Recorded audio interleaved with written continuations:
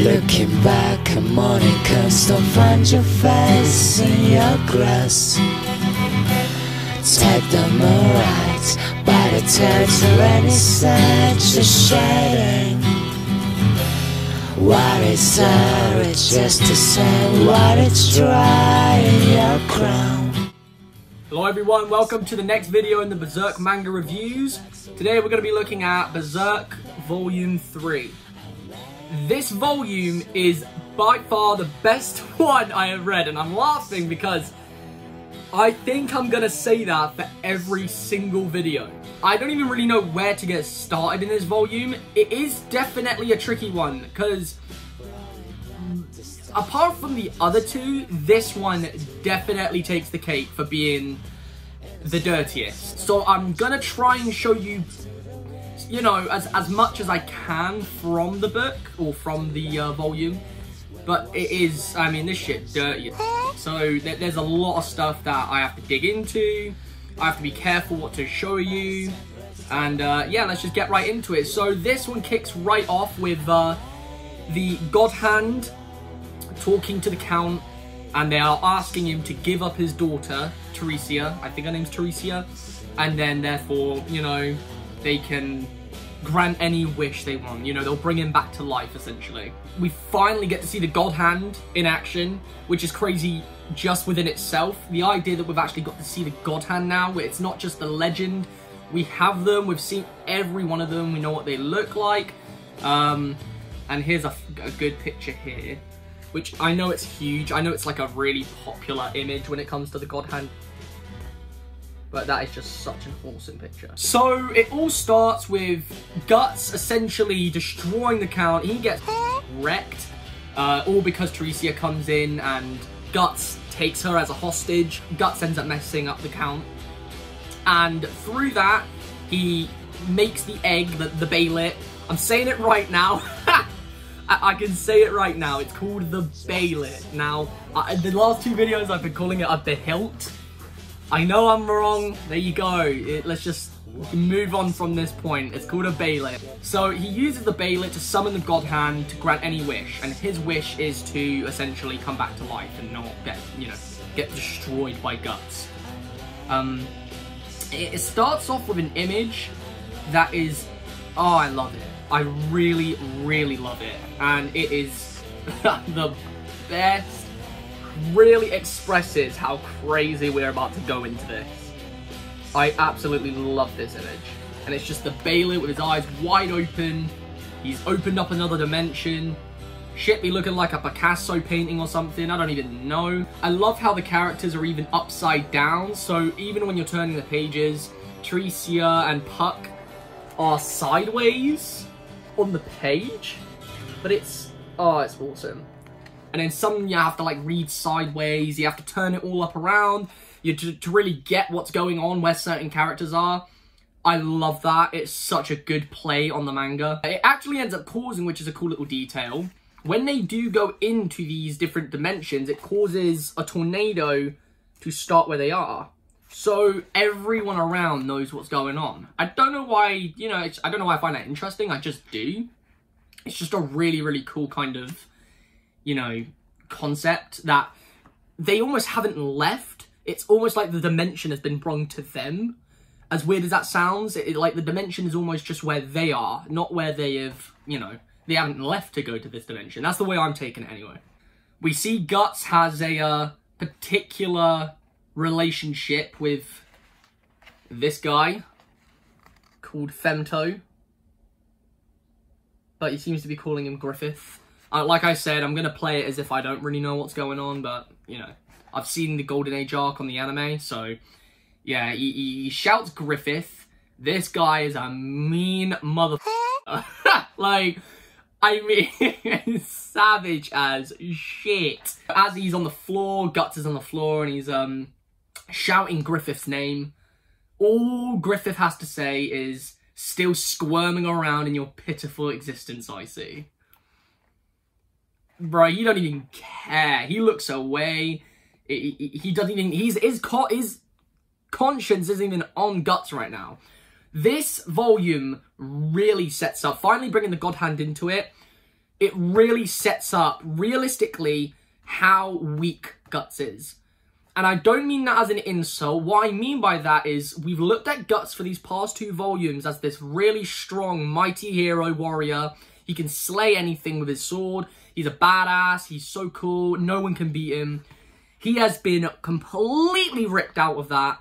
And even us as an audience, it's a really good moment for us to empathize with Guts and what he's going through. He's really so weak compared to them. Like, it is crazy. These guys, I mean, they're called the God Hand for a reason. These are gods. So anyway, the Count basically tries to make a bargain, saying that he wants to, you know, kill Guts. He'll offer Guts as an offering if they can bring him back to life, or bring him, you know, back to being in the world.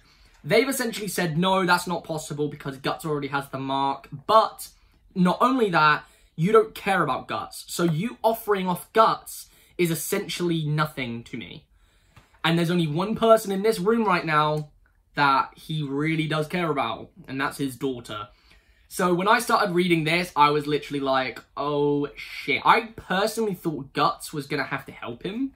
I thought we were going to see a kind of area for Guts, and we were going to see him help him, not because he liked him, but just essentially to help her. I was completely wrong. I mean, I'm not gonna lie, Guts is a savage. I'll just get to that when I get to it, though. So Guts kind of still puts up an argument with Griffith, and he's saying, I'm gonna kill the you know, I don't care. As he's getting closer, we've learned that the mark on his neck is actually... It actually gives him pain the closer he is to evil. So the closer he is to demons and the evil realm, it actually really hurts him. All of the God Hands see him walking up to Griffith, and he's obviously hurting, but he doesn't stop moving. And all the God Hand are literally saying, oh my god, you know, I would do anything to bring him on our team. Like, he's amazing. He's not a normal person. Enough for the God Hand to even want him on the team. We finally get to see a little bit more of Teresia, you know, getting offered up, and the Count doesn't really want to do it. Then we get to see the Count's history shown to Teresia as well. And it is savage. So they essentially, the little guy, I don't really know what his name is, but he's the one fat God Hand member. Like a little fat dude that just floats around. He essentially opens a portal to the past and shows off. It's almost like a cool way to show a backflash. He had a good family. Now, from the story that we've learned in the past volume, is that his wife got killed by these cultists, and that's why he was trying to go around killing all of these cultists. We actually learn that that's not true at all. His wife was actually part of this cultist. He comes home from slaying and doing his war, and when he goes underground to try and find his wife, he essentially finds her having a... I mean, I don't know what I can say in these videos, but I'm going to say it. There's only a few words I'm going to leave out. She's having an orgy with all these people. You know, it's a complete gangbang. I'm not going to show you it because it is like really over the top, and it is definitely not allowed on YouTube. And in the middle is this one, I think it's a statue. I don't think it's obviously real. I think it's just a demon, like a demonic statue, but it's essentially of the devil. And it's a real tough as shit body. He's got the goat head on. His wife is right on top while everyone underneath is, you know, doing their thing. She's on top with the statue. I'm assuming that statue got something that given her the pleasure. I mean, I don't really know. We can't really see, but I mean, I'm assuming she's not panting over nothing. Teresia's freaking the out. She's obviously like, oh my god, I've just always thought about my mum being this, you know, angel. I've essentially found out she's now a cultist herself. But the Count doesn't kill her. The Count kills everyone else in the room. He ends up going to a real state of mind where he's just blacked out and he's just slaying everyone. He leaves her alive. She essentially is really happy about that. He ends up trying to kill himself, and she's a lot more happy that, you know, she doesn't have to die instead. That's when the God Hands show up. We finally get to learn where the Count got his powers. The God Hands show up and they say, right, you're feeling all of this anguish and all of this sadness. We can take that away from you, plus give you the powers of a god, essentially. Not of a god, but of one of our minions. The powers of a demon. but all you have to do is offer up your wife. He, in the ends up doing it. I'm still not going to show this image, even though it's so cool, because there's a lot of titties. Like, there's a lot going on here. So, I don't really know, but just go and read the volumes for yourself. Then we get to see a backflash of Griffith and Guts in a battlefield. And it's the one moment we get to see Guts talking. Guts doesn't really say a word. Griffith's doing all the speaking, and Griffith's just saying, man, I just really want to know. Everyone always ends up dying in this world without knowing who they were. I don't want to be that. I want to find out who I am. I want to see how much power I can obtain. And we learn that Guts is the only person he's ever told this to. There is a clear connection between the two. Obviously, you know, that's why Guts is so hurt with Griffith being a member of the God Hand. So we learned that they had a good relationship, a true relationship. I'm really curious to see where it goes, because obviously, like I've said, I've seen the anime. You guys probably, if you don't know about it, you'll get to see along as well. But the manga, just from scenes like this, are not in the anime. So I'm wondering if in the Golden Age arc, we're going to actually see a lot more in the manga than we do in the anime. I guarantee we will, but I just wonder how much of that we will see. We go back to Guts and Teresia. We're still wondering if the Count's going to give her up. They essentially tried to scare him into doing it, and Femto, who is also Griffith, it's like his Darth Vader kind of way. I really like the way they do this, by the way. It's almost like in Star Wars. I'm a huge Star Wars fan. I mean, if you can't tell, I've got it right there. But I'm a huge Star Wars fan. And I like the way that when you join the God Hand, you're not the way you were. It's almost like in Star Wars where you've given your old self up to become this new version of yourself. And therefore, you will now have a completely different name, you know. Palpatine ends up being turned into Count Sidious, you know, Anakin, Darth Vader, you know what I'm talking about. It's just, I like that kind of sense of this. You can tell there's a lot of inspiration behind that. He tries to scare the Count into giving up his daughter by showing him hell, and he brings the hell dimension in. We see all of these demons that are swirling around. He tells him that if you don't give up your daughter, you're just going to join one of them and become a droplet of hell. And you're going to be nothing. And an unexpected surprise, truly, for me, he doesn't give her up. There's a scene here where I really believed he was about to give her up. But he doesn't. He saves his daughter and he lets himself go to hell. I really love this. Not because it's a good thing, because it really shows the manipulation behind the God Hand. And sometimes they can't win. So the Count wasn't a bad guy. He was just the same as any other leader and any other king. But the minute the God Hand got their hands on him, they altered him into this demon, this devil, they really manipulate people who are going through a lot. Just like with him, he found that his wife not only obviously cheated and was part of a cult and was having orgies, you know, wanted to kill himself. They manipulated that and they took advantage of him by giving him the powers of a demon, turning him into a demon, because he isn't himself the way after that. But at the very end, we see a little bit of the goodness still come out in him, and he thinks it's better, essentially, to just let himself go to hell than to give up his daughter. Until we get to see the demons that took the Count away are also trying to get a hold of Guts, because he has the mark. Guts doesn't actually, I mean, of course he doesn't want to go, but he's got one thing on his mind, and it is awesome. As he's getting dragged away, he's loading up his hand cannon, and he just shouts Griffith and blasts it at Griffith.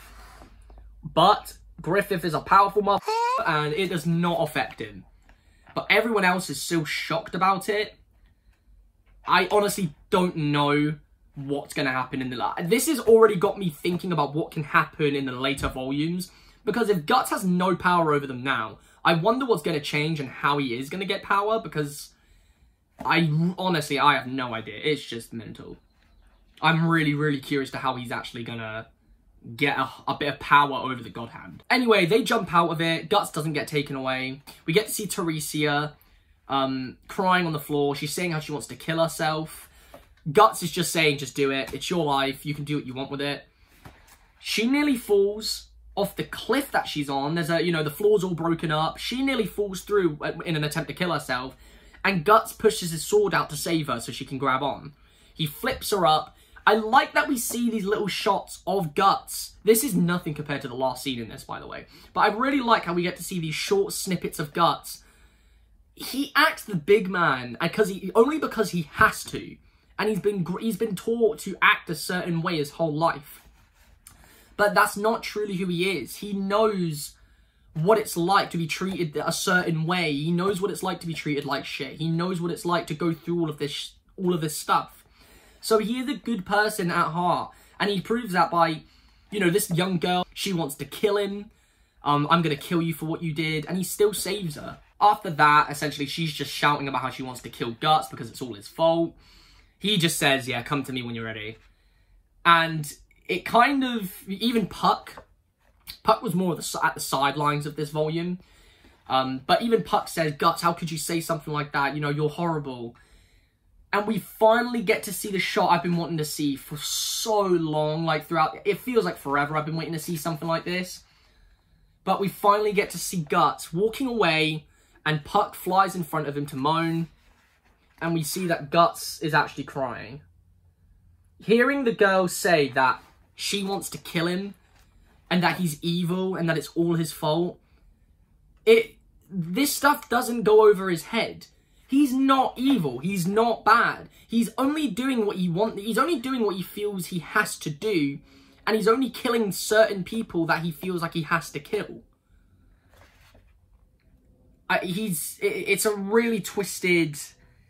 You know, he's been dragged into this world of killing and slaying and murdering only because that wasn't his fault. Like, that's... It really brings up the message. It's hard to go around. It really brings up the message that whose fault truly is it? Like, are you truly evil if you are taught that murder is good? That murder is what you should do? That killing and using a sword is the way of life? Does that truly make you evil? Because in my head, no, it doesn't. You've been taught to do that. I'm sure if you were taught the opposite, you would do it. So it's a really crazy... It's a lot of manipulation, and I really, really, really just love it. Finally, at the end of this volume, we get to see the Golden Age arc. Maybe cut my lip there. It really starts from the beginning, like literally where Guts is a baby. I feel like this is fine, so I'm going to show it. But there's an image here of Guts underneath his dead mum, hanging from a tree. And, yeah, it really just sets it up everything. And Guts gets founded. There's not really much to talk about here. Guts gets founded. We see that he's been taken into care by a man called Gambino. Before that, I think it was Gambino's wife, but a woman. Her name's Shizu. And she ends up dying of the plague. So there's not really much to tell of her. It's just that she finds him, picks him up, and, you know, ends up dying later down the line. There is a weird line at the beginning when they find the baby. And they talk about how, Gambino, wouldn't that be your kid? And he's saying, oh, how would I know? So I have no idea what they're talking about there. I think maybe he just shagged a bunch of women and, like, he were hanging from the trees. I don't know the story yet. I don't know why these women are on these trees, and I don't know what's going on. So, you know, whatever's happening, there is some history there. We get to see Gambino raising Guts, teaching him how to use a sword, and, you know, just how you imagine Guts being in his life. As a kid, you know, the up past that he's had. Gambino's horrible. Gambino is really rough on Guts. I mean, I'm not gonna lie, it's the reason he is the way he is today. So, you know, as strong and as mighty as he is. But he's a dick. He's really horrible to Guts. We get to see that he joins wars and blah, blah, blah. There's a lot of stuff happening. And at the very, very end, we see something that I did not think I was going to see. It's the end of a battle. They're all going around. Guts has got his coin. He's happy. And we get to see some guy called Donovan go to Gambino. He asks for a favor. You know, this is what the guy looks like. I was like, what's going on? Then we get to see the next page. Guts is in bed. And he's like naked. And he's shivering. And Donovan comes in. Like I said, I don't know if I can show this, but you don't see much. It's more just the thing. I'm going to show it, actually. But we see Donovan, like, holding Guts down on the bed. And that's where the volume ends. That's the whole volume. I man. I don't even really know what to say. Like, that is just so gruesome. That is messed up. So yeah, whatever the next volume's going to be talking about, I'm assuming it's, you know, it's really just going to be diving a lot more into his past and how up his life was beforehand. That's my review for volume 3 of Berserk. If you guys enjoyed the video, make sure to go and like, subscribe, turn on the notifications. You can check me out on TikTok as well. I've got like basically advertisements on there. You can go into my links on my YouTube and you can see it. I'll see you guys in the next review episode.